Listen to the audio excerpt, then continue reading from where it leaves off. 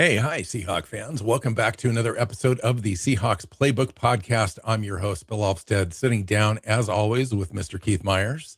And we've got our special guest in today, Mr. Dan Viens of the the Seahawks Forever podcast, and a bunch of other stuff. And so first off, let's start there. Dan, why don't you get us all up to date since the last time you came in, which has been about 4 months. At the beginning of the season, when we all thought maybe this was a twinkle in the eye possibility. And here we are. You predicted, I think, 13 wins. I predicted 12. Keith predicted 11 on the season. And it turns out we were all wrong. Now, to be fair, right, my win total prediction kind of evolved throughout the year. My official one, when the schedule came out, was 11-6. And then I think like week 6 or 7, when I could kind of see what this team was and got a feel for them, I bumped it to 12 wins. And then I allowed myself to dream on 13 because a colleague of mine, Bryce Coots, who I do a lot of stuff with, was on, he called it 13-4 Island. And so I joined him there for a minute. But I think the story of this year is that, and I'm still feeling it. Here we are 48 hours away, almost exactly from kickoff to the Super Bowl. And I still haven't quite wrapped my head around the fact that the Seahawks are playing for their second Lombardi trophy. And I think the reason is it just came so much sooner than we expected. This is a year ahead of schedule for me. I thought this is where we'd be next year. I really did. And I look back on the last experiences, 2005, you could see it coming through the year. You just knew that team, especially on offense, was one of the most dominant teams in the conference. And then 2013, we knew when they walked off the field against Atlanta in the divisional round the year before that this team was on to something and that they were going to be special moving forward. So 2013 felt comfortable. And so obviously 14 did too. And so this year I'm still just like, I'm watching the media coverage and everything. I'm seeing the guys being interviewed and McDonald down there in San Jose and everything. And it's surreal, man. Yeah, I think you're right about whole Keith, this being a year ahead of started schedule. out. This whole thing about you being there being a year ahead of schedule is the thing here, is that we've got we knew this defense was going to be good, but we also knew the offense was in transition and that there were a lot of ifs and a lot of parts that needed to click together, and you weren't going to get all of them to click together all at once in order for the offense to be ready for prime time. But yet here we are. This team as a whole, top to bottom, ended up being very good. Not just the defense, but the offense as well. And it's been getting better as the season goes on, and the running game is getting more cohesive and better. And there's a reason why they're almost a touchdown favorite in the Super Bowl. This is a very good football team. Yeah, and you touched on it with the offense. I mean, that's one thing that I think it was 6 new starters from a year ago, including the quarterback, including a change at wide receiver 1, including your offensive coordinator and his entire staff, except for one guy. And so it just made sense to kind of bake in a learning curve to your projections. Never in a million years would I have thought 14 wins and being a dominant team at the end of the year and favored to win the Super Bowl. But I'll take it, because when you look at the way this team is set up moving forward, like this could be the start of several of these appearances. Now, I don't take that lightly, and you have to cash in when you get these opportunities, especially now. People want to raid your coaching staff. They want to take your players, everything else. So nothing is given in this. Dan Campbell said it best, right? We don't know if we'll ever get back here again. So you have to seize these opportunities, but man, the future looks bright too. The last time we had these sorts of conversations, Dan, and I know you remember, was 2013. We got to that Super Bowl, we won it, and immediately started talking about building a dynasty and that opportunity. And in fact, we did go back to the next one. Obviously, things didn't work out long-term after that, but you're hearing the same sort of talk about this team, and rightly so. I was listening on Brock and Salt at the beginning of the season, and Daniel Jeremiah came on the show, and they essentially asked him, what is it going to take for this team to break through and make the playoffs in Mike McDonald's second year? Expectations were low, especially with the national pundits, but Daniel Jeremiah was a little different. I think rose above that, kind of looked into the roster a little bit more with a careful eye like we did. And he said, you know what it's going to take? It's going to take guys that have been role players, guys like Abe Lucas and AJ Barner and Jackson Smith and Jigba. And, he mentioned a whole bunch of other guys. Those guys are going to have to step up and not just be good players, but those are going to have to be great players. And you're going to have a number of them, both on offense and defense. And that's exactly what happened this year. I think that was the key. Mike Macdonald developed this roster into something unique and special up and beyond what he had done in his first year. Now, he had great success in his first year. I think everybody was happy, but this is a completely different level, a completely different team. What do you think, Dan, is if you can kind of narrow it down to one or two kind of basic main themes that this team had, the 2024 version did not? I think even, than the 2024 version, I think the veteran leadership that they brought in this offseason really put them over the top. I think those signings of Cooper Kupp and DeMarcus Lawrence, right? Both signings were widely criticized at the time. 3-year, $45 million sort of matching deals, right? They're both 32 years old. Their best days are behind them, or at least we thought. In the case of DeMarcus Lawrence, I'm not so sure that he's not playing his best football. At times, he's been the best player on the field for the Seahawks on defense. But that leadership, because it's such a young roster, third youngest roster in the league, and that includes those two guys, right? And so I think that was something that they lacked in 2024, is just that kind of veteran leadership to take them over the top. But the other thing is, look, how long have we been complaining about our play callers in Seattle and offensive coordinators, and we've kind of churned through them of late. And it was the big concern when you hire a defensive head coach, is like, hey, can we find a good one? And then if we do, are we going to get poached? And here we are, and we are facing that. And McDonald's going to have to hire his third offensive coordinator in 3 years.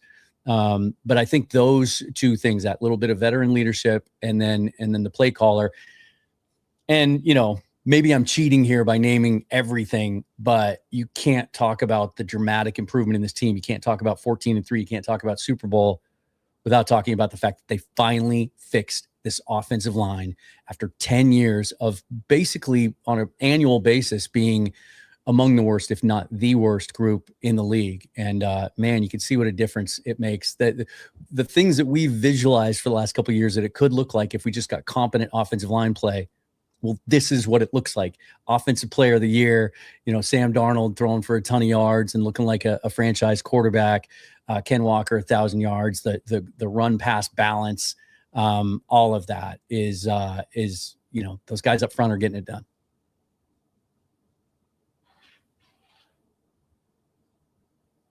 Yeah, I think, when you take a look at the Seahawks this year, they're 11-0 when they score first this season. And a big part of that, and one of the things you didn't mention that I thought I would throw out to Keith, is Sam Darnold. Sam Darnold, I think we continue to overlook him, and maybe we're just kind of a little leery still, even as we approach this Super Bowl. But he's got a super oversized role to play in whether this team is successful in grabbing this thing or not. Is that fair to put on his shoulders, or is that no kind of the way it goes in the NFL for a elite quarterback? I think it's fair. I think the reason I didn't mention him is because maybe I'm taking him for granted already. Like I'm so far beyond the point of he needs to prove anything to me that it's just kind of a given now that we have a really, really good quarterback, I believe, and almost every single number out there that you could try to find either for or against he's a top 10 quarterback. Mm-hmm. I really do. Yeah, I mean, absolutely, he's a top 10 quarterback, and he, the one thing that he didn't do well this year was protect the football. He had a lot of fumbles, which is weird. We haven't really had a fumble-heavy quarterback since Dave Craig, but when he wasn't turning the ball over, he was very good. And I think because of the turnovers, people overlooked just how much of an improvement he was over Geno Smith. And, Bill and I were not Geno Smith haters on this. Like neither was I. he was never the problem. He also wasn't the answer. But letting him go and bringing in Sam Darnold, it's a different kind of player. And he was steadier. He was more consistent. He was more efficient. And did he turn it over? Yeah, but so did Gino. So we didn't really lose anything with that. But I really think that you have to consider from 24 to 25, the upgrade from Gino to Sam Darnold is a big one. Part of that is the offensive line. A lot of that is the offensive play caller, which are the two things that you mentioned. Because without those things, I don't think that he looked as good as he did this year. But overall, like, his presence mattered, not in a negative way. It mattered in a very positive way, and that has to be considered whenever you're looking at, like, comparing these teams. Yeah, and I'll say two more things about Sam. One is the fact he's 28 years old was a huge part of this equation. You know, even if Gino had come back, and I believe Clint Kubiak when he said when he was first hired, when Geno Smith was still a Seahawk, that he was looking forward to working with him and thought he'd be a good fit for his offense. But I don't think he would have been this good. And so you give credit to Kubiak, sure, but I think it was Mike McDonald's vision to do the research that he did and to understand that this scheme. And I think we're going to see this continue no matter who the next play caller is. I think we're going to stick with this scheme. It just suits Sam so well, the under center, the play action, the boots. And I think, a lot of times when we see these young quarterbacks fail, they go to a bad organization. There's a reason these teams are drafting at the top. But a lot of times it's just scheme and system fit or misfit also.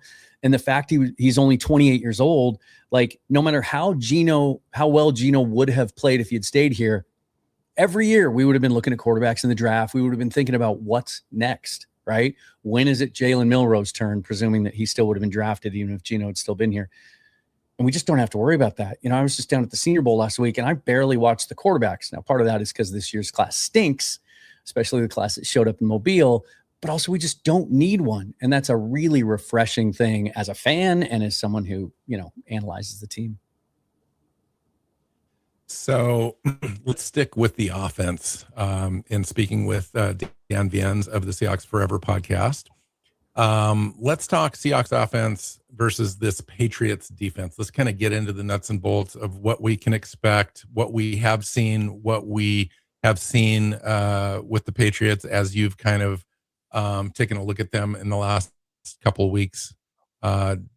Both Keith and Dan on this one. So we kind of enter this game with a 9 game winning streak. We're the 10th ranked offense by DVOA, 2.34 points per drive. Sam Darnold is 3rd in EPA per pass when he's kept clean. He's 29th when he's pressured. New England generates a pass rush at the 9th highest rate. And we can kind of go into some details on the Patriots defense.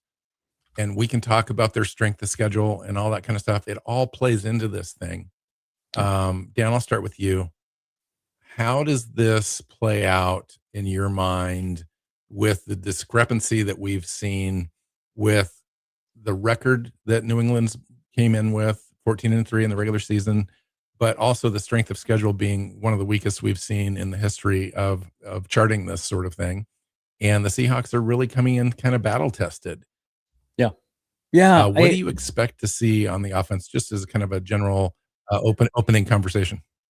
Sure. I'm kind of perplexed by the perception of this New England defense. And maybe it's the strength of schedule thing and people just don't give it the weight that it deserves. Or maybe it's that they've limited points in the playoffs. But I think when you start to break that down, you look at the teams they played, right?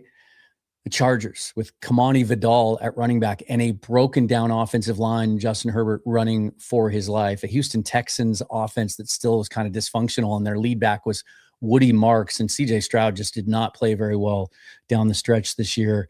And then that Broncos team with, in a snowstorm. And you look back, I had somebody tell me right before we came on the air here that he's really worried about the Patriots pass rush because they're lethal. And I thought, wait a minute. And I just checked a couple things real quick. And it's like, wait, I jotted them down here. They're 16th in PFF grade pass rush. They're 21st in the league in sacks, and they're 19th in next gen stats pass rush win rate. They don't get after the quarterback well. Their edges aren't dynamic, and they're kind of small, actually. And then the run defense thing, which is what a lot of people have been hanging on to this week, that they're supposed to be this elite run defense. Again, maybe in the playoffs they have been. And I found it interesting. Warren Sharp the other day tweeted out that they're the best run defense in the NFL. And again, let me go back to the drawing board. And in the playoffs, they're giving up 80 yards per game. But all those things I just mentioned about the individual circumstances with those teams and what might play into that. And then you even look back at the regular season, weak strength of schedule, a lot of blowouts, teams having to throw the ball for one thing. And then you look at their last 5 or 6 games down the stretch of the regular season, and they gave up almost 140 yards rushing per game down the stretch, right? When they're trying to get seeding, when they're trying to get into the playoffs. That would have placed them 30th in the league if you extrapolate that over the course of an entire season. So I'm not saying they're not a good defense. Like, they've been pretty good at limiting points. But again, who have they been limiting them to? I don't think they have any dynamic pass rushers. And yes, Milton Williams is an elite player, but we've played elite tackles this year and handled them. Jeffrey Simmons, Vita Vea, right? We've eliminated those players. And that was, I think, the team that is going to play Sunday is better than the teams that played Tampa and Tennessee. So I'm trying to not be overconfident, because I do respect that coaching staff a ton. I respect Drake May, ton of talent, and they've done a remarkable job turning that franchise around in 1 year. They nailed the draft. They nailed free agency. They did everything that you need to do, kind of like the Seahawks did, to turn things around in 1 year. I just think when you look at the just talent, position group by position group, and who they've played, it's really, really hard for me to not see a good, balanced, successful offensive game plan on Sunday. One of the things that I look at when I, look at all of this is by DVOA, which accounts for strength of schedule. New England's defense is 23rd. Yeah, I'm looking at that right now. It's like right there at the, it's a bottom third, but right at the top of the bottom third. But it's a below average defense. Below Carolina, Arizona, Buffalo, Tampa, Baltimore with all the injuries they had this year. Yeah. They're 10 spots below the Raiders. Yeah. And you look at, I said in our last show that I think that New England are the Chicago Bears of the AFC. They're young, super talented on offense, but very, very young. And they don't have the defense necessary to compete in the NFC for like a Super Bowl appearance. If New England's in the NFC, I don't think they're here. I don't think they made it that far. No, are they better than the Rams? I don't think they are. Yeah. Defensively, they're not even close, and offensively, they've only played 3 games against teams with a winning record. Mm-hmm. Yeah, you guys have seen that meme, right? That's made it around Twitter, where it's all 18 weeks, it's all 17 games, and it's like fired head coach, fired head coach, fired head coach, NFC South, bad quarterback, fired. It's just a list of bad teams and bad quarterbacks. And look, I said this on a show earlier this week that I think maybe that's what they needed, because they were so young and there is a little bit of a talent deficit there. And it was the first year of the new coaching staff. And so maybe they kind of needed a soft landing. And it doesn't mean that they can't win Sunday. It doesn't mean they can't beat anybody. I believe that to be true. And I have a ton of respect. What they did going into Denver, especially in those conditions, was pretty remarkable to beat that Denver team. But it just seems like I just see a comfortable win on Sunday, because the talent discrepancy is significant and they're hot, right? If there's 2 things you don't want to face in the playoffs of the Super Bowl, it's a really good team, which I don't know. Historically, I think usually it's good teams that make it to the Super Bowl, but it's a hot team too.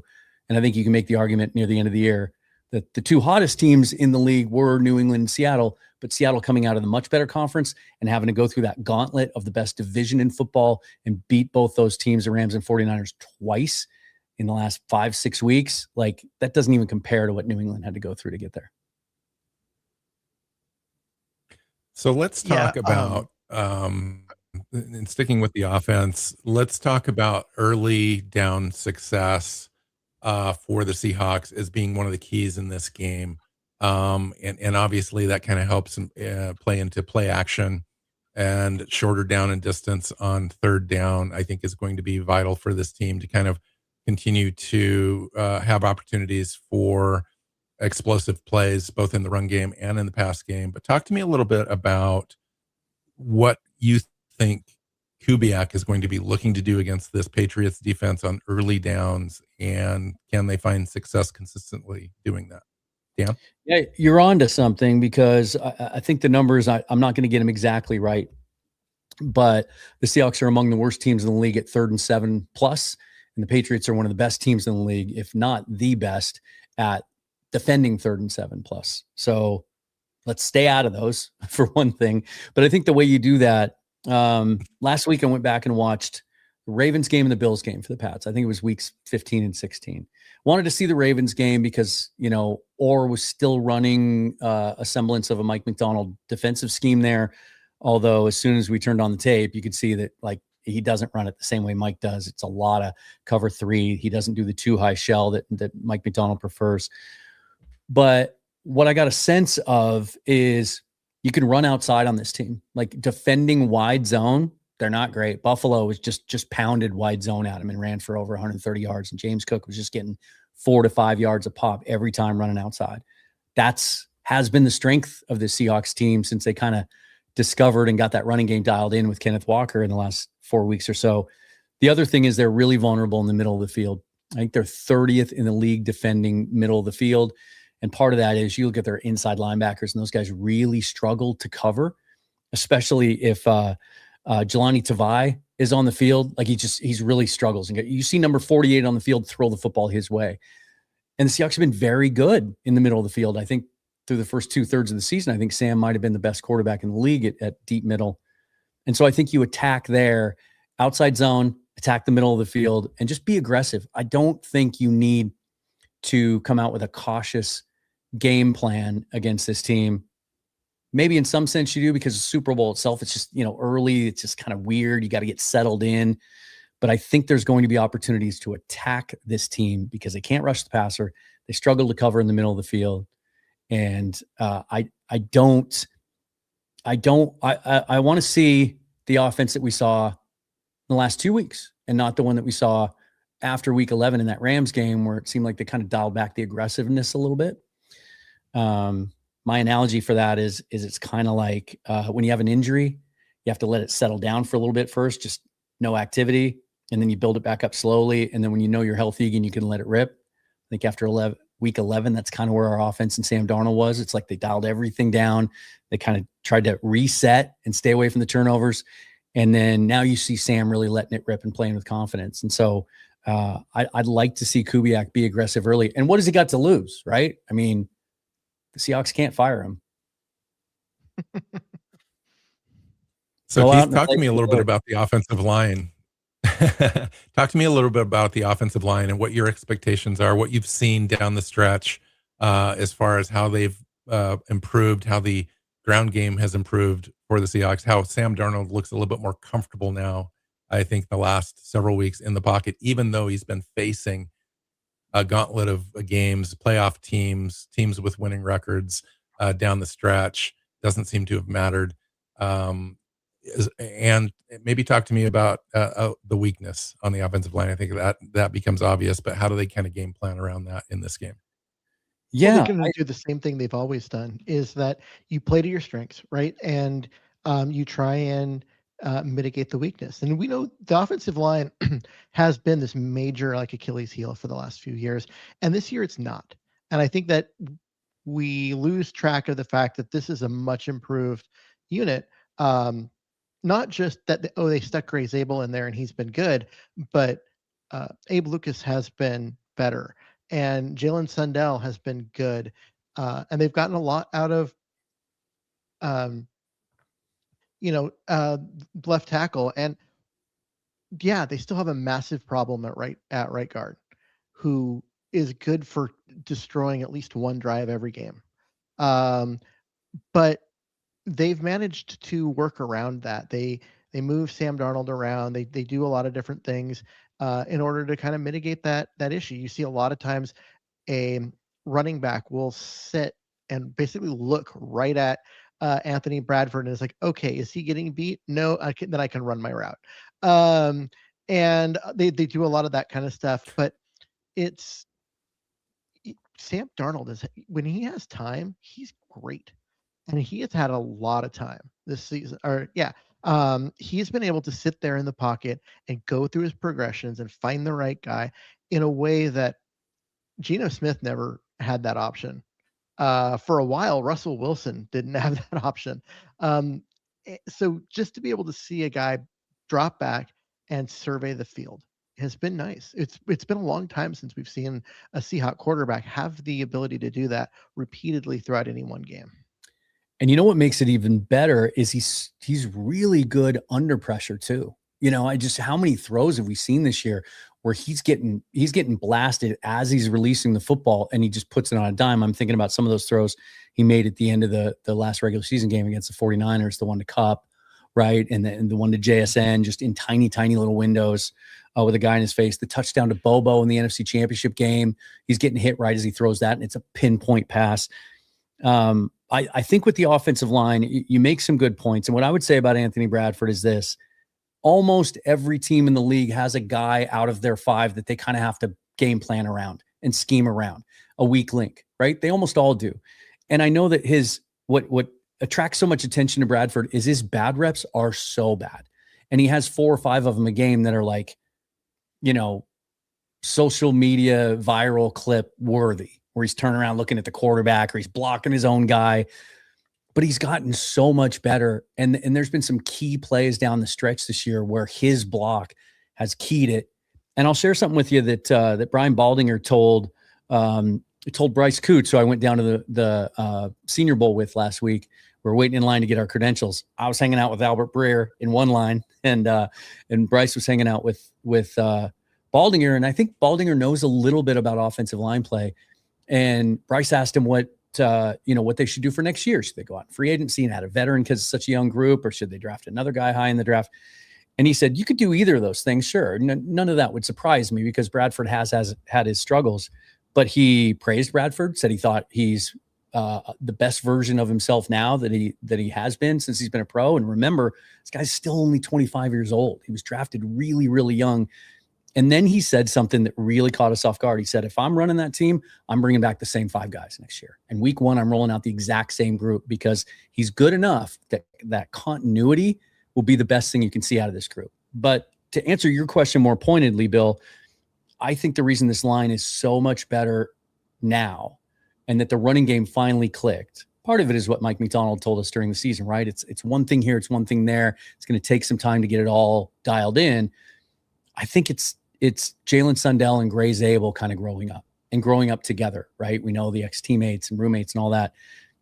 Zabel just got better as the year went along. And I think Sundell was better when he came back after the injury than he was before. We were all wondering while he was hurt, hey, maybe Olu keeps the job, right? Or many of us were, because the run game kind of started to pick up while he was in there, right? And so it's kind of easy to make that correlation. Sundell's been so good. I think it's his job long-term. I think it's his job to keep. They don't need to upgrade center this offseason. I think that combination, you see those guys get to the second level, it's really what's keying this running game. So let's switch gears and let's talk Seahawks defense against this Patriots offense. Keith, why don't you start? Why don't you just kind of set up what you think this defense brings to the table that's unique and that maybe the Patriots really haven't faced yet this season or in the playoffs? What can they expect to see out of this defense right out of the gate? Well, I mean, you look at Seattle, and a lot of it's talent. I mean, it's just the Seahawks are very good at all 3 levels, and they get after the quarterback well. They're the best run defense in the league by a lot of different measures.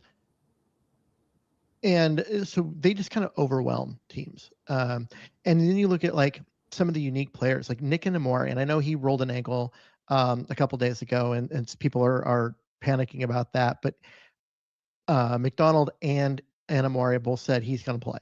So I'm Did not you worried guys about see that. it? Don't mean to cut you off, but right before we went live, Mike Garafolo tweeted, Nick Emenwari today on the final practice report was a full participant. He's good to go for Sunday. Yeah. And so he is a guy that, like, he's a unicorn. Most teams don't have a Nick Amari, and he does so many things for this defense, and they can line him up and, there's like 5 different positions where they can stick him, and teams just have a hard time accounting for him. And if you have a guy that you need to shut down, Christian McCaffrey, when it was the 49ers, go back and rewatch the tape and see how many times when McCaffrey goes out into a passing route that it's in Amari in coverage, because he's one of the few guys in the NFL that can truly cover Christian McCaffrey one-on-one, and they shut him down, right? And so he's this like Swiss Army knife of just pure talent that Mike McDonald has at his disposal that no other team has. This is not something that Drake May has seen. So I have a hard time looking at this defense and being like, oh, here's the one weakness, the one thing you can attack, because this defense does everything well. Yeah, there's no weakness. And I think, the prevailing thought would be, young quarterback against an elite defense, he's going to struggle because he's just going to see things on Sunday that he hasn't seen before. But I think it's more than that. And again, I want to, bench this by saying I think Drake May is an incredible talent. I had him as my number 2 overall prospect in that draft. He's good before I expected him to be good. Almost 5,000 yards, 70% completions. But the guy holds onto the ball a little bit. He's over 3 seconds in time to throw. If you filter by dropbacks for guys that are full-time starters, he's like 5th worst in the league at holding onto the football. And in part because of that, 62 sacks this season, 15 in just the playoffs alone. Will Campbell, since he came back from injury, has been really rough. And I think the Seahawks are going to be able to take advantage of that. Garrett Bradbury at center. There's a reason that we didn't try to sign him in the offseason, right? Even though he'd be a scheme fit. And a bunch of fans wanted us to. You guys probably heard this too when he was released. Like, oh, let's go get Garrett Bradbury because he was a first-round pick, right? He's not a guy he doesn't have a great anchor against power, right? You can bull rush him. He has a hard time pass protection at times. There's some vulnerabilities there. Even their right tackle is a good grizzled veteran, but his lateral agility isn't what it used to be. You can get to Drake May, and even though he's a threat to run, he's not a scrambler, right? And the Seahawks will see that. Usually his runs are he climbs the pocket and he takes off up the middle. He doesn't mess around. And he's kind of like Trevor Lawrence in that way, a little bit big, tall, really athletic. And so I think the Seahawks will have a good plan for that. I think they're going to be able to get him on the ground and pressure him. The other thing about him, even though 70% completion, sometimes he does what a lot of young quarterbacks will do, and he just misses. It'll be 3rd and 5, and he'll just overthrow a guy, or he'll throw it behind him or whatever. It's just not really pinpoint accurate, and that's to be expected from a guy playing in just his 2nd year in the league and only his 2nd year being under center and all that stuff. We've had to face Matt Stafford, it seems like 100 times over the last month. And after facing Matt Stafford, and then you get to face a young guy that's going to airmail one every once in a while, and maybe he won't on Sunday, maybe he'll be great. But it's just, I think it's kind of like that analogy of training at mile high altitude and then come down to sea level and you just feel stronger. You face Matt Stafford a couple times, and it kind of makes everybody else seem a little bit easier to defend. Well, and like I like So I'm to going to preface all that with saying that ahead. how much you liked Drake May, because I had Drake May as he was my number 1 quarterback coming out of that draft. I had Daniels 1, and then May and Williams. Yeah. But yeah, I had him as my number 1 coming out, and then yeah, and I'm not surprised to see him be this good this early. I was a little surprised at how off it looked in year 1. I thought, well, maybe I missed on that evaluation, but I think some of that had to do with the coaching staff they had in place that year. But this is a really talented guy, and he's sometimes like he can do some things that other guys can't. He's big. He is like almost Josh Allen big. He's just, big, strong guy who runs well and all of that. He's not a scrambler. And like you said, that no one's going to confuse him for like Lamar Jackson or, some of the guys that make a living with their feet. But when he wants to go somewhere, he can be hard to take down. Even with the 60-some sacks, he can be hard to get down. I think he's a very good player. Even only in the second year, he's a very good player. And I still think that having played Brock Purdy and Matthew Stafford so much over the last year, the Seahawks are battle tested against really good, smart quarterbacks. Mm-hmm. They're going to be able to do some things against Drake May that you don't get away with against Matt Stafford. So yeah, but what does concern me about him is he's so capable of the dynamic play, the explosive play, right? That I don't think I'm going to be really comfortable in this game unless we get to a point where we have a couple of score lead, because he's one of those guys that you can go 3 and out, and feel like you've got him solved and you've got him down. And then all of a sudden he'll hit you over the top for a 60-yarder that's just pinpoint, or he'll, like you said, Keith, he'll rip off a 20-yard run to get a key first down and flip field position.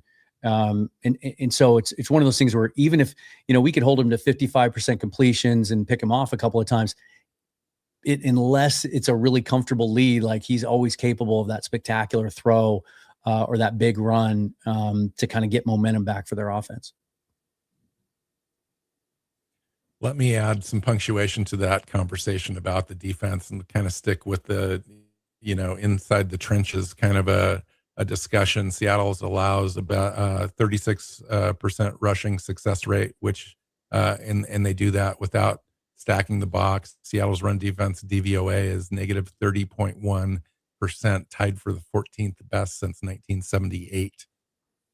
New England ranks 24th in rushing success rate, even with their strength of schedule issues that we talked about. Seattle produces pressure on 38.1% of dropbacks, fourth highest, and that's without blitzing. Mm-hmm. Patriots allow pressure on 37.3% of dropbacks, ranking 25th, plays right into the strength of this defense. Patriots also rank 29th in pressure rate allowed versus a 4-man rush. You know where I'm kind of going with that. So if you're not excited about the defense showing up in this game, and they've been doing it all year, and there's like a handful, there's a couple of games where, and they came against the Rams and one against the Buccaneers where the defense struggled. There were some injury situations, especially in the secondary, in those games that kind of gave up a lot of yards. But, in 2 of those games, we ended up winning. And let me talk to you about the secondary a little bit, if we can focus on Seattle's secondary and how it marries up with the way that we like to work in the trenches, rushing for the unique role, and you alluded to this, Keith, of Nick Emanwari as the big nickel in this thing that kind of makes it all work. If you were to pinpoint an area of the secondary, is there any weakness, I guess is my question, Dan, that you can potentially see against the New England offense, who we, by all accounts, is tremendous. They're ranked 2nd overall in the NFL in a lot of different categories, and Drake May, obviously, a candidate MVP. And what are your thoughts around this Seahawks defense potential weaknesses? There aren't any, but according to PFF, there are, because I don't know if you guys saw their rankings of which position groups were better for each team, but they had the Patriots corners better than the Seahawks. They had the Patriots inside linebackers is better than the Seahawks. They had their offensive line better than the Seahawks, 62 sacks. I may have mentioned that. I don't think there is a weakness in that secondary. And you touched on it. Mike McDonald kind of gave away the secret sauce a couple of weeks ago, where he said, we're basically a 4-3 team now, because Nick Emanwari, even though he's called a safety, he's kind of playing like weak side linebacker mostly. And that's why they're able to play such light boxes, because he's so big and physical. He can fill a gap all by himself. And they're so assignment sound in doing that. Their corners are I think as a group, the most physical corners I can ever remember seeing. Even the Legion of Boom, like Sherman obviously was physical. Maxwell was, but he just wasn't as dynamic athletically. And so he had, you could beat him on the back end. But, even Reek Woolen now is coming up, you guys, and hitting in the run game. And Josh Jobe, even though he's kind of an undersized guy, does it. But it's Eminwari, it's Spoon, it's Love, it's Bryant, it's Okada. And it's how violent they are within the rules. Like, have they been called for targeting or spearing all year long? I mean, maybe there's one that I'm not remembering, but they hit harder than anyone in the league, and they do it within the rules. Mm-hmm. And I think that takes its toll on you as a game goes along. It sends a message early, and it wouldn't surprise me if there's a game or a play early in this game, kind of like Cam Chancellor against Demaryius Thomas early in Super Bowl 48, right? Where he comes up and comes across the middle and blasts him and separates him from the ball. Thomas just kind of shrank the rest of the game. He didn't want any of that. I think it sends a message, and I think they're going to do that similarly. It's such a fun secondary to watch.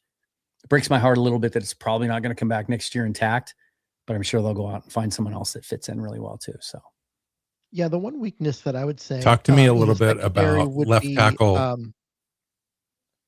would say the one weakness that I see in the secondary would be Reek Woolen's head. He back so like after that stupid penalty call, which it wouldn't have upset me if McDonald. I think he would have been justified in pulling him after that. Mm-hmm. It was such a dumb penalty at such a key time, but he came back after that, made some huge plays that were really decisive in this game down the stretch. So I certainly like that ticked me off. And I'm sure you guys saw the mic'd up stuff from Mike McDonald, right? Where the official comes over to him and he's like, I know who it is. You don't have to tell me the number. Like, he was not happy. And I don't think Reek will be back next year. But we need him for Sunday. Well, they do definitely need him for Sunday. And that's one of the things that, like, he is physically just as gifted as you'll ever find in a corner. But you go through and you look at all of his years in Seattle, and there have been these mental kind of breakdowns at times throughout it. And that was his third taunting penalty this year. So I know it's most egregious. Like, you can see the referee saying, get out of here, and he's still doubled down on it. Yeah. And so in previous years, that would have cost Seattle a game. To give up, it was 4th and 12. Now it's a first down, and then the very next play give up a 34-yard touchdown. That would have cost Seattle a game. Now, luckily, Seattle's got enough talent and is coached well enough that they have a margin for error where they were able to absorb that. But every time there's a situation, how much do you trust Reek Woolen not to do something stupid? Well, and I'm glad you pointed out the Puka touchdown on the next play, because, it was after that he made some big plays down the stretch. But that was just such a genius play call by McVay, to the point that if he does something stupid in the game on Sunday like that, probably going to pull him off the field at least for the next play, because Josh McDaniels is smart enough to do that as well, and kind of go back to the well and try and pick on you there. So I was going to talk about the New England offensive line against our defensive line guys. Left tackle Will Campbell has a 39, and we don't put a lot of weight into PFF. We've talked about it on our show a lot, but he owns a 39.8 PFF pass block grade in the postseason, when they've actually faced some teams that, have a little bit of defense to them. And of course, Jared Wilson right next to him at left guard, the rookie as well. Talk to me a little bit about what your expectations are from our guys, our rotation guys in there. Your Leonard Williams, DeMarcus Lawrence's, Nwosu, Hall, etc. Byron Murphy in the middle. What can we expect to see from our guys in this game? I think a lot of success. I just think this is a tough matchup, and one that Josh McDaniels, he might be qualified and capable of scheming around it because he's really, really good. I don't know that he's getting quite the attention this week that he should. The spotlight seems to be shined on some other areas. But I think this offensive line, when you look at it and how it's performed, is still very much a work in progress. And I think you're going to see the Patriots offensive line next year look very, very different from this one. I think there's a good chance that Will Campbell and Jared Wilson are the only two returning starters next year. And my prediction is they'll move Wilson into center, which he played at Georgia. They'll let Bradbury walk. I don't know. Did he sign a multi-year deal or was it just a 1-year deal? I thought it was a 1-year deal. And they'll move Campbell inside to guard because like he made it work for the first half of the season. But there's a reason that there aren't many tackles in the league that succeed with 32-inch arms. And he's kind of the poster child for that. Like he's very, very talented and very technically sound in many ways. But you can't grow longer arms, and he gets beat on the edge, and he's been even worse since he came back from injury. I think he would be an elite guard. And so I think you're going to see the Patriots be pretty aggressive this offseason looking for tackles, either in the draft or free agency. I think that's a vulnerability of theirs. And I think McDonald's going to have a really good plan. I think he's going to have some stunts in place that'll be different than what we've seen. You know, they've kind of had a tendency the second half of the season to stunt to Leo Williams. And that's certainly a tendency you can see on tape. And so maybe that switch that up a little bit. But I just think it's going to be, to me, that might be the key of the game, is I think New England's going to have a real hard time pass protecting against our pass rush. And you say, well, the answer to that's quick game, right? And get the ball out quick. Well, Drake May hasn't exactly done that to this point. His success has been getting time to throw. When he does get time to throw the football, throwing the football deep. Again, that, you know, I think it's 3.1 second time to throw. That I think he's going to be under duress from kickoff to whistle. One of the things when I look at that same thing is that you've got Nuoso, who was really big down the stretch in the regular season, just coming up with big play, pressure when they absolutely needed it. And then he's kind of disappeared in the playoffs. Well, he's disappeared in the playoffs because he's played against two really good left.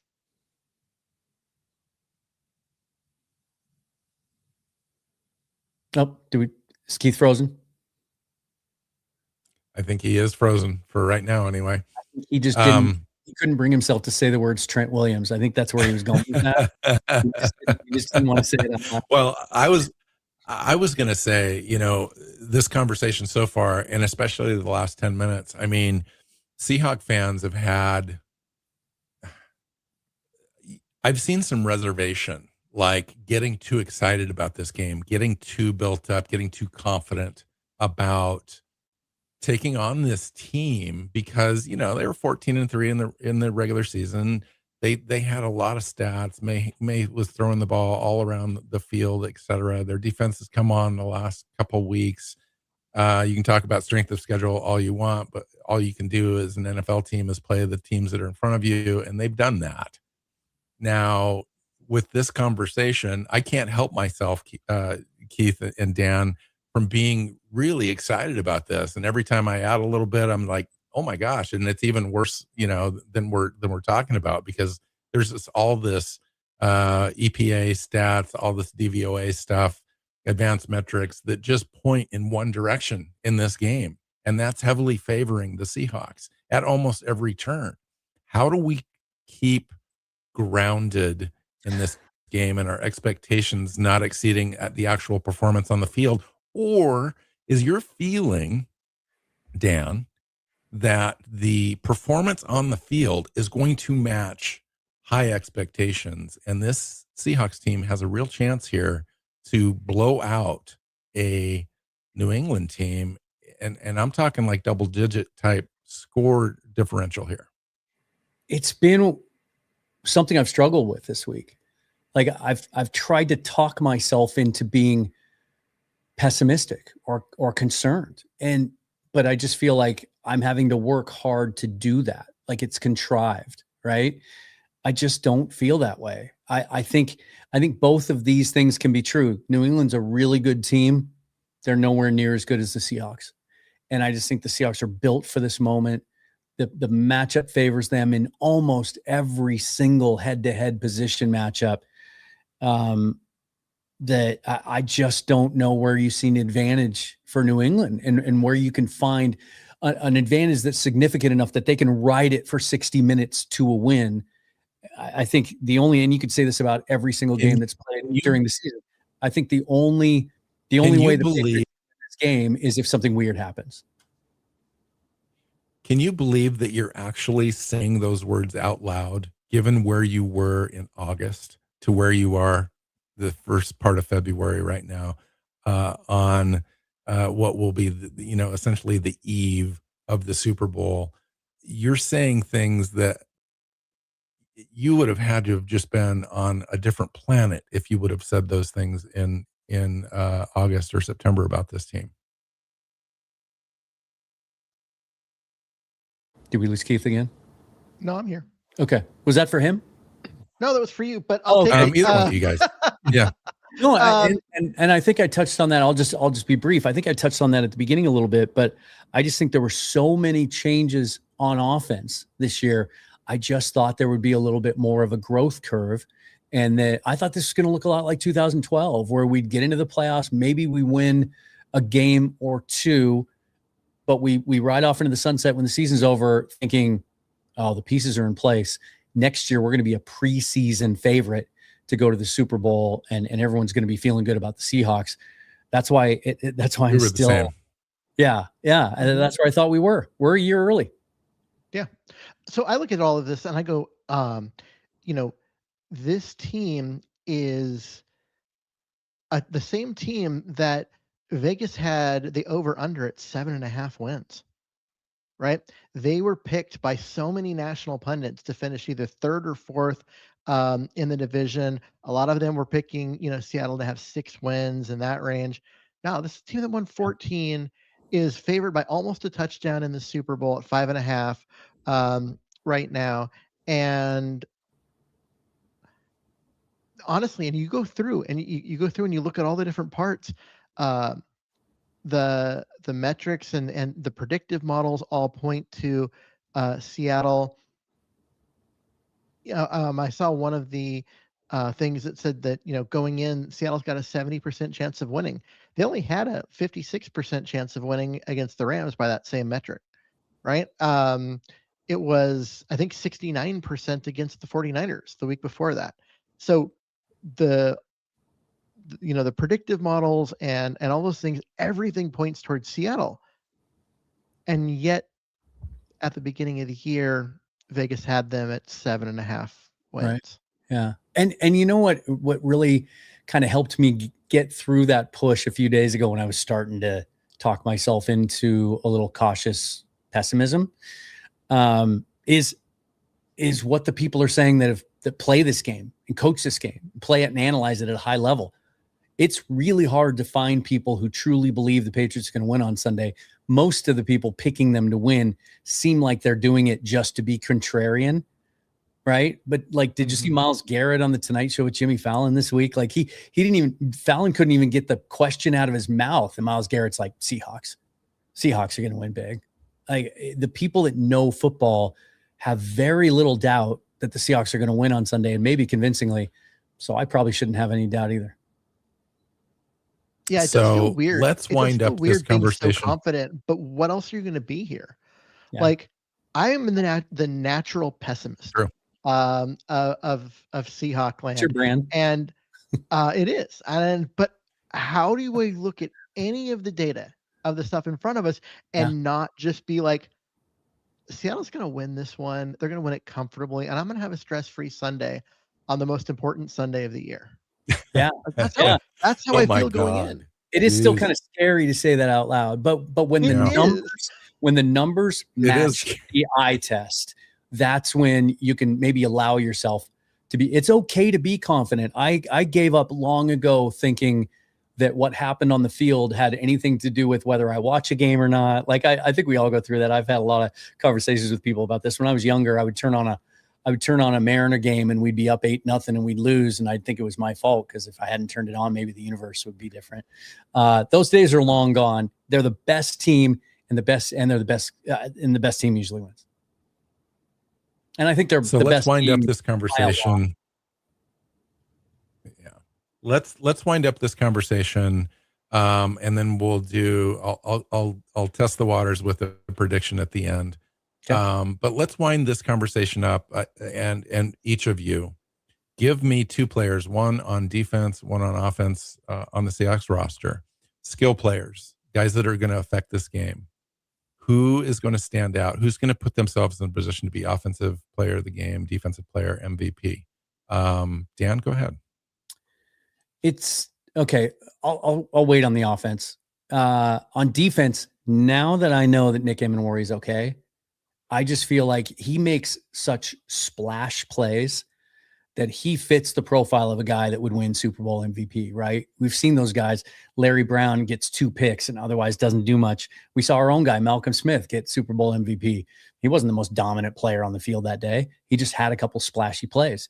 You know, Emenwari's going to be in a position where he might get a sack or 2 and a turnover and a couple of tackles for loss and maybe an interception because he's all over the place. I think he's in really, really good position to win MVP. On offense, it's so easy to say Sam Darnold. And I do, if I was a betting guy, he'd probably be my betting favorite because the attention's on him going into the game.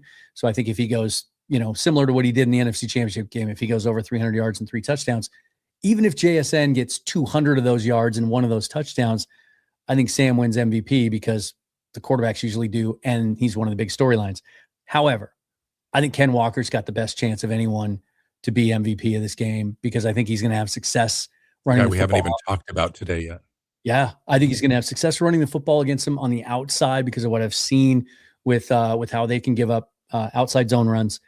And he's going to get 25 touches. And I think he's going to have some impactful touches in the passing game. I think that's going to be part of the game plan. They're going to have some stuff dialed up. And I think he has a chance for like a 200-yard all-purpose game and a couple of touchdowns and an MVP award. I like those picks, but I'm going to go in a completely different direction because I like DeMarcus Lawrence as a potential defensive MVP. I think he is going to just eat. You look at his season. He is so locked in. This whole season, he's made all these splashy plays, but he's also made the non-splashy plays. He just makes plays. He's been such a tremendous addition to this defense. And now you're going to put him in a situation where I think the Seahawks are going to have the lead. They're going to be the Patriots are going to be trying to throw their way back, and he's going to be able to just come after the quarterback. And that is what DeMarcus Lawrence does best. I think he's going to have a massive game. And then you go back and you look at some of the games. This is a guy that's really good at forcing fumbles. You force a bunch of fumbles, recover one, all that kind of stuff. You could totally get in that conversation for MVP as a defensive player. And on the offensive side of the ball, I think it's JSN. He is such a huge portion of Seattle's offense. Like, you go through and I was looking at prop bets right before we came on and just kind of going through some of the fun ones. The over under for JSN was 94.5 yards. No other player in this game on either team broke 40. Yeah. Everyone else was under 40 for their plus or minus. He is expected to have a massive game. He's going to be a huge part of any game plan. And if this offense does what it's going to do, it's because a large part because he does his thing. I think he's going to have a couple touchdowns. I think he's going to have at least 10 catches, probably 130 yards. And because he is the best receiver in the NFL statistically this year, and then you have a game like that in the Super Bowl, I think they lean really hard on that, and he ends up as the MVP. I like it. What about you, Bill? You know, I love those picks. I really do. In fact, Keith, you stole my defensive guy. And I, the more you think about it, you could go with a defensive back. You could go with Ernest Jones, maybe having a pick. Drake May struggles a little bit throwing over the middle, and this could be an opportunity for him to have impact play, maybe even a couple. I think he's going to be all over the field. I think he is going to have some impact. But really, this game is going to come down to the trenches. It usually does in a Super Bowl. And Seattle is clearly, I think, ahead in this category in this game, especially on the defensive side. And when you got guys like Byron Murphy and Leonard Williams doing the dirty work on the inside, it really does give you a great opportunity to have DeMarcus Lawrence have an impactful game on the edge. And he is so, and I said it out loud, he is so locked in, Keith. He's a player that has been desiring this moment for like 12 years. And he moved to this team specifically for this game to get to this moment. And he is going to be a dog in this game and have an effect on the game. Now, he may not have the stats. It may not turn out the way that we're talking about, but you'd mentioned forced fumbles, Keith. He's making plays like that. He's might not get that sack, but he's going to have 7 pressures in this game. Like, he is going to have a serious impact. And playing the run, forget about it. Those guys don't have a chance. Like, if they run to his side, he's going to stop. Like, he's going to sell out his body, his mind, everyone around him. He's going to be like a force on the field. Like, I would key in on him on the defensive side. Now, on the offense, I'm going to be a contrarian here. Yeah. Go for it. Okay. So quickly, contrarian, Dan, you'd mentioned kind of the lunch pail choice of Ken Walker. Now, he doesn't strike you as a lunch pail guy, but he's going to be doing the dirty work in this game. Yep. Picking up the yards, hopefully on first down. He's got 5-6 yards. That would really help Sam Darnold and Kubiak really design some unique plays on second and short, third and short, to really change the dynamic and the flow of the way this game goes. But one of the things that the Patriots don't do very well at all is cover tight ends. They have allowed 97 tight end receptions in this game.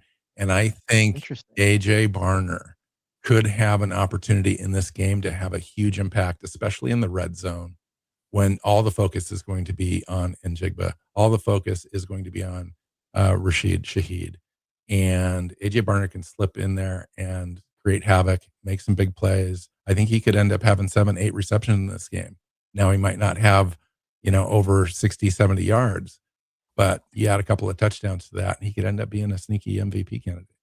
I like that. If you had asked me who I want to win MVP on each side of the ball, I might have said Barner on offense and Witherspoon on defense, because I want it so badly for Witherspoon, because as great of a player as he has been and has become, he's not very productive.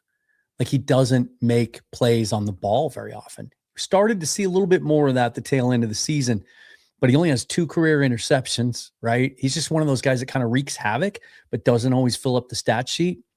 It'd be cool to see him have a game where he fills up the stat sheet, right? Has 9 tackles, maybe a pick or 2 and a fumble recovery and a sack. He could have a very similar game to what I described Nick Emenwari having. And I would really like that for him. That'd be pretty cool. Okay. So let's do some quick predictions. I know on your show, Dan, Seahawks Forever Podcast, you're probably going to be doing a prediction, some of the other things you're involved with, but we haven't kind of predicted this thing yet. So I'm going to start with Keith. Keith, you've had a lot of time to think about it. We've put together a few shows around this game so far, and this is the last show that we have before the Super Bowl 60. What are your thoughts? What's your prediction? I'm looking at this, and I am the natural cynic, and I've looked for everything that maybe I've missed. What am I overconfident about? Because I'm the Seahawks fan, and I'm seeing all these things from that lens. But I am the natural cynic, and I've looked through, and I can't find where I'm going wrong on this. I just don't see New England's offense doing a lot in this game. I also don't see New England's defense doing a lot to stop Seattle. I've got the Seahawks winning this one 31-16. I thought 16 was generous in this game, but at the same time, it's a 2 Super Bowl. Touchdowns and 2 2-point conversions. Was there safety in there? It's a bunch of field goals early and a touchdown late. Okay. I like it. My turn? Yeah. So my prediction has changed. Earlier in the week, I think it was like a 10-point margin. But I was asked yesterday, and I'm similar to Keith. I'm going 34-13. Wow. And I think it might be the kind of game where, as much as I know I said earlier, I'd like to see them be aggressive early. And I said on a show last night that I'd like to see maybe McDonald send a few extra rushers at May than is his norm. I'm not so sure about that now. I think they're going to kind of play a sort of a feeling out scheme early on and just kind of play their base nickel, right? And then just kind of see how New England tries to attack them. But I think it might be a game that at halftime is within one score and the Patriots are looking pretty good and it sort of seems like it's in the balance. And then over the course of the second half, we've seen this a lot this year. We see elite level adjustments by Kubiak and McDonald during the game on both sides of the ball. And then you just see the talent wear out. And I think the Seahawks defense is going to wear down that Patriots offensive line. I think our running game is going to wear down their defense, especially their edges are really undersized, their outside linebackers and their edge players. And I think maybe we pull away late 34-13 and we don't have to stress this one out to the last minute. Wow. So I wrote down my prediction before you started. And I don't know if anybody can see this, but it's backwards. 34-13. 34-13. And the similar rationale, but I will say this: I do expect that the Seahawks defense is so overwhelming. I think from the beginning, I just don't think that New England ever gets it really going. They look discombobulated from the start. I think that gives us a lot of extra possessions. I think, you end up in desperate situation, I think almost before halftime with them, as far as trying to go for it on fourth down, maybe even inside their own territory, in just to keep drives going. And we, and kind of plays into what Keith was talking about as far as, or Dan, it was you who talked about Ken Walker, being a guy that could potentially be an MVP. And I think this is the scenario where it happens, is our defense comes on strong quickly. They basically play from behind. We generate additional opportunities for our defense on 3 and outs and longer fields and maybe even some shorter fields because they go for it on fourth and we stop them. And Ken Walker gets fed the ball the entire game, ends up having, well over 100 yards, and 2 or 3 touchdowns, and this thing kind of is not competitive. And in the second half, it's just a matter of just not making mistakes and holding on. And I see him scoring at least 34. Like, this offense has been really good lately. I think it's undersold how good the Seahawks offense is and how good Sam Darnold has been down the stretch. And then the defense, I just don't think that they know what's coming. And I think Seattle has a real opportunity here to put a big stamp on the franchise and an identity for a long time to come. I mean, you talked about it at the beginning of the show, where this team is set up for success, not short term, not just for this game, but long term. They may only have 4 draft picks this draft, but they have $80 million in cap space with an additional $30 million that they can generate fairly easily without moving on from any player. Yep. And when you're in that sort of position and you've just won the Super Bowl, the world is your oyster, man. And you take this opportunity to create a situation for your team where you can get back 2 or 3 times in a row. And that's where we're at. So I like your score prediction, obviously, Dan. Obviously. And I kind of, and you too, Keith, I see the game kind of separating, 2 teams separating as they play, and one team is clearly better than the other one. I'll say this too.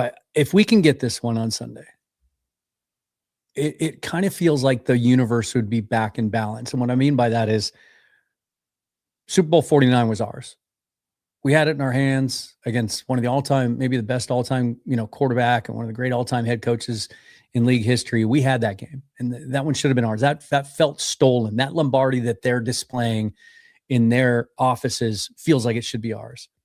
If we can get this one, as I said earlier, a year ahead, like in a year when none of us really expected us to be a favorite in the Super Bowl, let alone get there, kind of feels like, okay, we steal one back, right? And I don't mean revenge in any way. I don't buy into that angle. There's nobody here from either team that was there then. There might be some coaching carryover on the New England side. Josh McDaniels, obviously. But it would just kind of feel like, okay, John Schneider. Now we have a clean slate, and now we can move forward. Yeah. Yeah, John Snyder is the first GM in NFL history to take a team to the Super Bowl twice, where he's got no player and no coach Isn't that cool? in common between the two teams. Did it and only had one losing season. Went 7-9 once, and was able to get through all those changes and restructure the way they draft and really change philosophically how they acquire talent and do it with a new coach. That's a pretty cool stat. And how about this? We end this season, this historic season, 14-3, couple playoff wins, now a Super Bowl, and Mike Macdonald's second season. How about hitting a home run on Mike Macdonald? I mean, yeah, we need to change out the offensive coordinator every year, but so what? We're in the Super Bowl. We go away with a win. You got Mike Macdonald as a coach. How good is that? And the guy that I wanted first was Vrabel. It's, ironically enough, he was available. The Titans had just let him go. I thought he was kind of a turnkey, ready-made head coach. There just was never any interest. Like they never talked. Maybe it was a personality thing, and maybe Schneider just didn't think that was a fit. But yeah, to gain the insight that Schneider did by talking to some of the guys around the league really just shows, and he's been known for this for a long time. He's such a good cultivator of personal relationships that he was able to call other teams that had interviewed Macdonald and chosen to go other directions because they didn't want to wait. And he, without ever having met the man, he knew he is who he wanted to hire. To have that kind of vision, Schneider just the other day when asked about Macdonald and what he likes best about him, says he's so intentional in every thought and action he has. I would say the same about Schneider. When he's intentional, when he has conviction about a decision, whether it's for a player, Marshawn Lynch, he tried 2 years to get him. Leonard Williams, he worked on getting him for 2 years. Ernest Jones, like we may see Max Crosby end up a Seahawk yet because he's been trying to get him for a year and a half.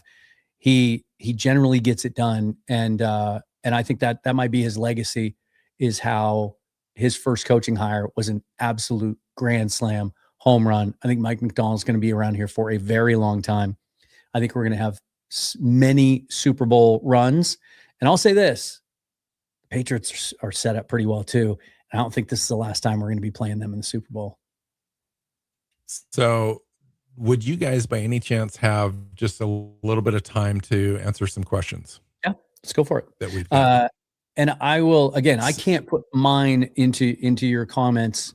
But I do want to shout out Shane. He popped into my comments with a super chat. Good to see you, Shane. He's from down under in Australia. He's probably a little disappointed because Rams are playing. The game was announced in Australia. It's Rams and now I can't remember who they're playing. But the thought had been that Seattle was going to play in Australia this year, and it turns out that's not going to be the case. So Shane's probably a little bummed. But thanks for the super chat. Interesting. So Henry commented, do you think we'll sign any flashy players this free agency? Keith, what do you think? No. The Seahawks don't. The Seahawks aren't gonna. I don't see them signing anyone flashy. They're gonna spend a lot of their energy keeping this team together, and just reloading for another run. They might, add a wide receiver. But I think more rather than trying to, we need to upgrade there, I think getting Rashid re-signed is the priority, right? And so it's that kind of stuff. It's the cap room is going to be spent keeping the Super Bowl team together so they can make another run at another Super Bowl. And I just don't see the need, right? What's the flashy guy that this team absolutely needs? I think the best example of that is up until a couple of weeks ago. I've even noticed this from the fan base. Everybody wanted Tyler Linderbaum to hit the market, right? The Ravens turned down his 5th-year option. He's an elite center in the same way that all the fans wanted us to sign Drew Dahlman last year. But I think that's quieted down. I think the fan base recognizes how good Sundell is and how cheap he is. I think you're right. You kind of stole my sort of joke answer. I was going to say, yeah, they're going to sign some flashy free agents. They're going to sign this running back named Kenneth Walker. They're going to sign this receiver named Rashid Shaheed, right? They're going to sign, they might sign this safety named Kobe Bryant. Like I hear he's pretty good. I think they're going to get a lot of heavy lifting done this offseason without going free agency. Do they sign Tariq Woolen? I don't think so. And here's why. I think they will make him an offer before free agency hits. I think he'll reject that offer because he knows if he hits the open market, he's going to get paid. And he's going to get paid a number that the Seahawks aren't comfortable giving him. And so I think ultimately he moves on. But why I'm okay with that is, first of all, I have the more trust than ever that Schneider together with McDonald are going to make the right choices, go out and find other corners. Incidentally, as much as you hear this isn't a great draft class, it's a pretty good corner class. And there's some guys sort of even in the range of 31, 32 that would fit the Seahawks, even at the back end of the second round. So I'm not worried about them being able to replace him with maybe a more Mike McDonald-like corner, right? But I think they're going to use that cap space to re-sign everybody. And it also sounds like we're getting some indications now that rather than go the 5th-year option route and wait until next year to try to extend JSN and Spoon, they're going to try to get that done this year. And if you can get all of that done, then not only do you keep all that continuity and keep this thing rolling, but guess what? You also, for the first time in years, might cash in on a number of comp picks because Reek Woolen's going to get paid. Boye Mafe might get paid more than we think he's worth once he hits the open market because teams will pay for upside and traits, and he's so young. The Seahawks may end up getting like a couple of 3rd rounders out of this deal too. So that's a win-win. So another question or a statement, Fro H1 Fro H777 said, I think D-Law is going to play like he's on fire. Let's face it, most of our team could be MVP. Beyond the guys that we mentioned, are there any other guys that come to mind? It's not a very good free agent class overall when you look at it. If I mean, I'm talking like MVPs for this game. Yeah. Oh, you're talking MVPs. Okay. I thought we were still on that. We can name them all. And I think to Fro's point, and shout out to him he hopped over from my channel onto yours so he could get his comments in. I think it speaks to just how good the Seahawks roster is that we could sit here for the next 10 minutes and name everybody. Julian Love could win MVP, right? Couple interceptions. Yeah. Kobe Bryant could win it. Leonard Williams certainly could win it. I don't know if Byron Murphy has a chance because he just kind of does the dirty work. Maybe he gets 2 sacks. But yeah, Ernest Jones could win it. Sometimes he's anybody. If a linebacker in 2013, Smith could win it. It literally could be anybody. Well, and if Malcolm Smith is the analogy, then maybe Drake Thomas is your MVP, right? Yeah. Well, and Shaheed is a guy that to me to come to mind because, you look at what he can do. He could take a punt return back for a touchdown. He could have a kickoff return for a touchdown. Yeah. He could have a couple of big, like 40+ yard pass receptions and maybe an end around that goes for, 26 yards. And you put all of those things together and you have, wow, this guy had a lot of all-purpose yards and he could win it. Yeah, there's just a lot of different names you could go through. It'd be a really good time for Rashid Shaheed's first touchdown reception as a Seahawk. That would be fun. But to your point, if he gets, let's say he catches a touchdown, he has, maybe 6 catches for 90 yards. And then even if he doesn't score a touchdown on a punt or kick return, but he has like 120 yards in total returns, right? He's just given us good field position throughout the game. That's a good sneaky pick. Mm-hmm. Dan, do you have any other questions from your channel? Let's see what I got over here. First of all, guys, thanks for bearing with me. I'm still kind of dealing with some of this YouTube hack stuff where I'm not connected, but it should be resolved shortly. Yeah, that's a crazy nightmare. Yeah, thank God I survived it. Mostly just a lot of just really cool positive comments. Mostly just people saying they agree with everything we say. That was kidding. Well, that's great. So let's wind this up. Dan, why don't you just remind people about your channel and some of the other things that you're involved with so that then everyone can find you. Yeah. Seahawks Forever on YouTube and everywhere you get your audio podcasts. You can find me on Patreon. It's called Northwest Forever over there because I also include my Mariner content. And that's where you can get everything: video, audio, Substack, Discord, the whole deal. I'm going to go live at some point tomorrow, probably just for an hour, just to kind of check in one last time and just sort of take everyone's temperature, do a little anxiety check, hang out together and talk amongst ourselves and get ready for the game. And then it's time to shut it down.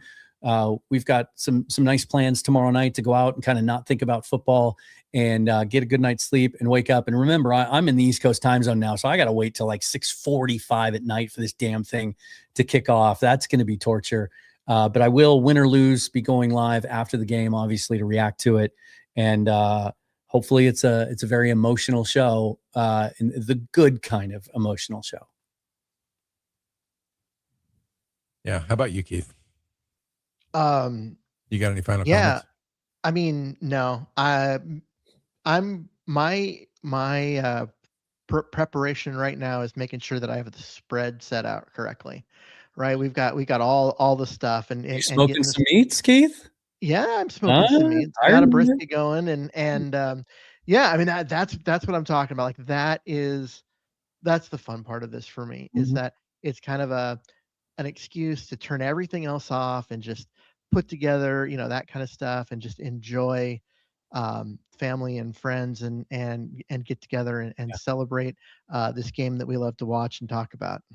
I'll tell you one thing just to throw it in there is it dawned on me yesterday. This will be the first Super Bowl, not ever, the first Super Bowl 40. I watched at like a work party at my boss's house. Like, he closed the restaurant for the day and we all went over there, whatever. But the last two Super Bowls, 48 and 49, I was actually in a work capacity. I was able to watch the game, but I had to, I couldn't be fully invested in it. That's very distracting.